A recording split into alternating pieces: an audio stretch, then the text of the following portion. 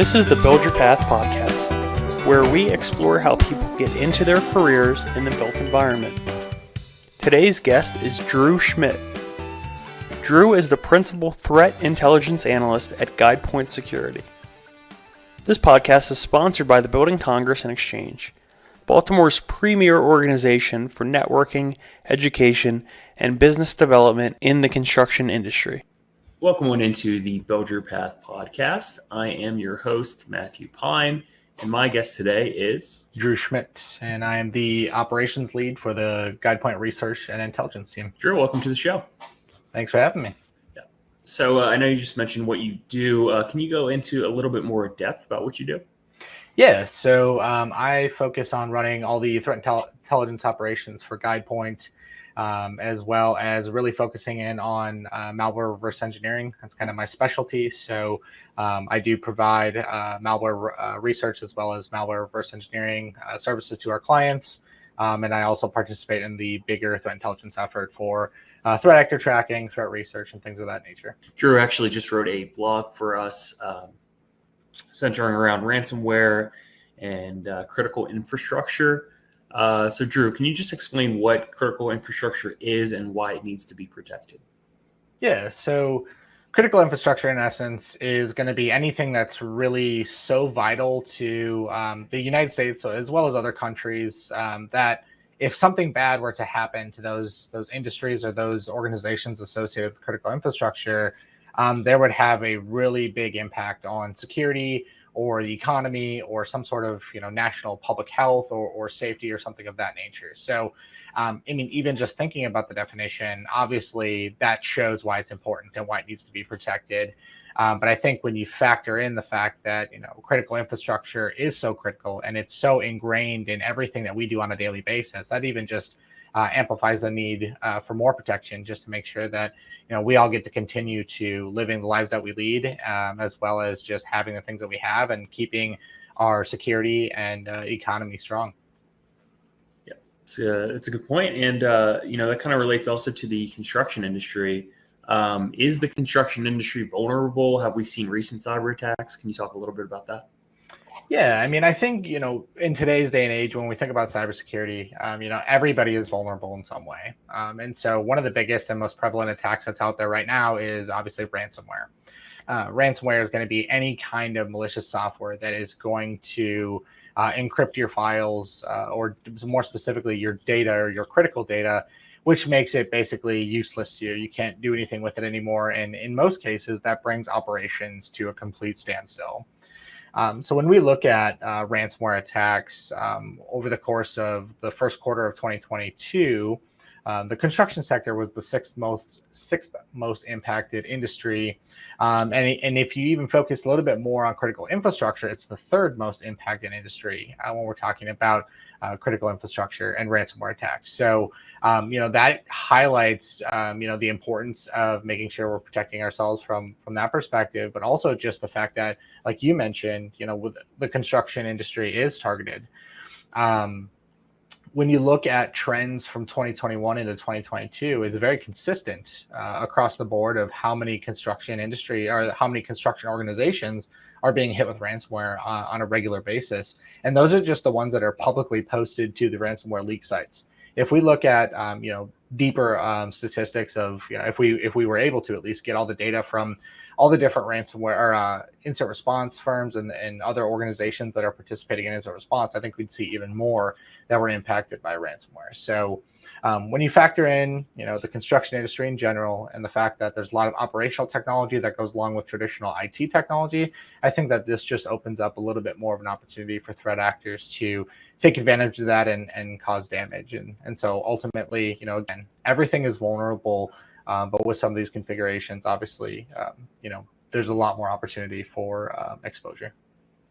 So we talk a lot about vulnerability and potential threats, potential attacks. What can people do or people or firms what can they do to stay protected? Yeah, I think the biggest thing is really taking a proactive defense approach. And a lot of this is going to be centered around continuous improvement. A lot of organizations will measure their security posture as a point in time type of measurement, which is great. And it gives you a baseline for where you're at. But I think making sure that you're focusing on continuously improving and keeping up with the threat landscape that's kind of always changing is going to be really advantageous to helping stay protected. Focusing on fundamentals is probably one of the biggest pieces of advice that we could offer is just, focus on making sure you have a baseline of good security technology, make sure you have solid processes in place, and really leverage that layered defense, or also called the defense in depth strategy. You just mentioned the layered defense. I know you talked about that a little bit in the blog. Can you just explain what the layered defense approach is? Absolutely. So layered defense really focuses on having multiple methods of overlap in your defense strategy. So it's more of a redundancy in place to make sure that if one particular mitigating measure is not perfectly effective, you have another one already in place to make sure that you can kind of compensate for that, as well as continue to mitigate threats. So as you overlay these different strategies, you just make sure that you have that defense in depth that allows for either improved detection or, in the best case scenario, improved prevention of threats within your environment. What do you think is the best way to stay prepared? Yeah, I think preparation is a good part of the whole proactive defense and proactive defense approach. But I think there are a couple things that definitely help with the proactive preparation aspect of cyber defense. And the first one is making sure that you have an incident response plan.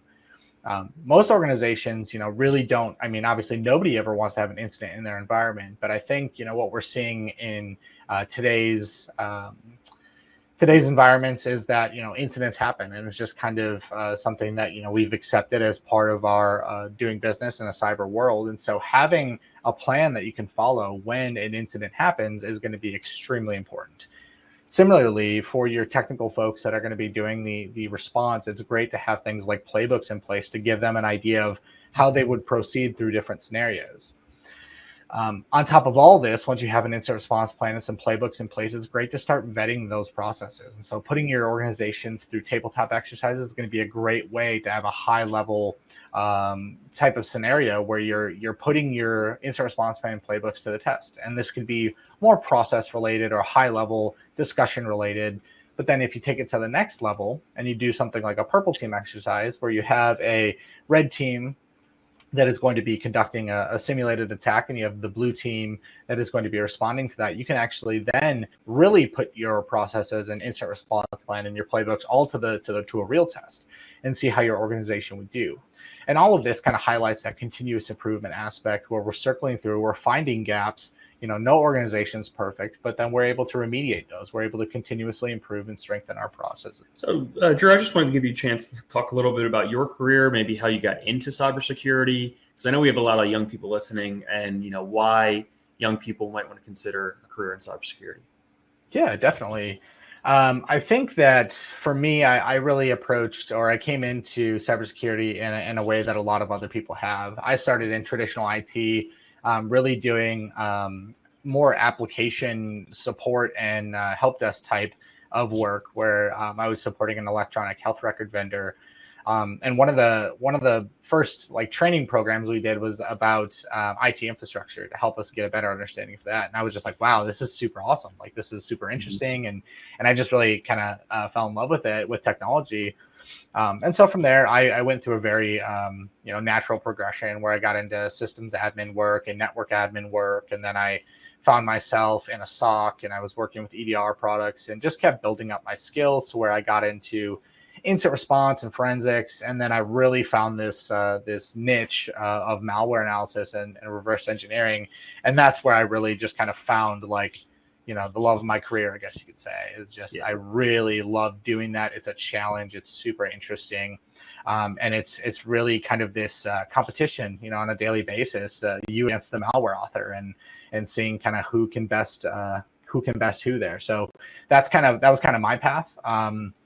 There's a couple of things that I really like about cybersecurity in general that I think you don't necessarily get in some other industries. And I think the biggest thing is how fast things change. A lot of people tend to get bored in certain careers, and I can totally understand that. But I think with cybersecurity, things change so fast that you're always on your toes. And sometimes that means a little bit longer hours, and sometimes that does mean a little bit more stress. But at the end of the day, you really feel like you can have an impact on helping organizations be more secure, and you continuously get to learn, which is really awesome. And so I think if you're a natural problem solver, you like to be challenged, and you like a fast-paced environment, I think cybersecurity could be a good fit for you. It's a great answer. And this is a question that I'm really interested in thinking about. Just outlook. What is your outlook on the future of construction cybersecurity? What are some, innovative practices that you see coming down the pipeline? Yeah, I think the future of cybersecurity in general, I think is really positive overall. I know a lot of people kind of have a doom and gloom approach to thinking about cybersecurity because it seems like there's so many threats and there's so many vulnerabilities that are constantly emerging. But I think overall that's coming from an increased awareness in cybersecurity in general. I think, looking at construction specifically, I think that there's a great opportunity for organizations to really focus on, those foundations and really scale that out to their operational technology in the field. That, I think, is going to be one of the areas that is going to be most important when we're talking about making, as things become more interconnected, as we proceed with more automation and more processes that allow us to be ultimately better at doing things like construction. That just means that there's an opportunity there for really approaching cybersecurity in a really proactive way. And so I think when we're looking at things like zero trust, where we're really putting authentication and just making sure we're trusting devices on our scaled out networks and our remote networks, I think is going to be a really great thing for industries like the construction industry to really start to pursue. Additionally, just the fact that, again, as technology becomes more prevalent and we think about things like, the cloud or AWS or Azure or other solutions that are leveraging, this proverbial cloud, I think there's even more, opportunity to make things more interconnected, but to continue to secure them. And so I think that as we think about the, next 5 to 10 years, I mean, we've seen how fast technology's grown. It just, the last 5 to 10 years, I would say it'll continue to grow. So it'll be really interesting to see how things go. And then if someone listening to this podcast, maybe they've read the blog, but they want to learn more, maybe they want to network a little bit, are there any upcoming events that they can attend? Yeah, so on June 9th, we are going to be having an event with Guidepoint, MCTEI, and ABC at Little Havana in Baltimore, where we're going to be discussing a little bit more in depth about the emerging ransomware trends in critical infrastructure. I will be there, as well as Mark Lance, who's the VP of the Incident Response and Threat Intelligence teams at Guidepoint, will be there, as well as a bunch of other folks from Guidepoint and MCCEI, ABC, and various organizations. So if you're available, come on out. It'd be great to have you. Great. And then if people want to learn more about Guidepoint, where can they go? Yeah, so guidepointsecurity.com is the main website that has details about all of our services.